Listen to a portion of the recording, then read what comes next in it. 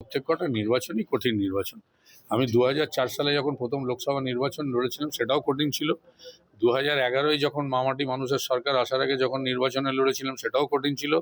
গত 2016-তেও কঠিন ছিল।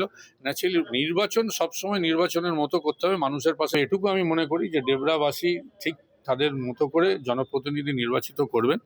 জয় নিয়ে তৃণমূল কংগ্রেস কোথাও কোনো চিন্তিত নই, আমিও কোথাও চিন্তিত নই, কিন্তু আমি চাই যে এবারে 2026-এর বিধানসভা নির্বাচনে যাতে ডেবরাবাসীর যাতে বেশি জনসমর্থন থাকে, যাতে আরও বেশি মার্জিন হয়, তার লক্ষ্যে আমরা দৌড়াচ্ছা নিয়ে আজকে মনোনয়ন জমা দিয়েছি। এবং আমি মনে করি যে বিগত দিনেও আমি যখন যেখান থেকে জনপ্রতিনিধি হয়েছিলাম আমি নিষ্ঠার সঙ্গে মানুষের জন্য কাজ করেছি, এবং ডেবরার মানুষেরও অনেক হয়তো স্বপ্ন রয়েছে আগামী দিনে অনেক কিছু কাজ করার মতো। আমি তাদের পাশে থেকেও আগামী 5 বছর ডেবরার উন্নয়নের জন্য, মানুষের পাশে পরিষেবা দেওয়ার জন্য, তাদের সুখ দুঃখের সাথী হওয়ার জন্য, এবং তাদের যে যে স্বপ্নগুলো এখনো বাস্তবায়ন হয়নি সেগুলো বাস্তবায়িত করার লক্ষ্যে আমি নিশ্চিতভাবে নিরলস পরিশ্রম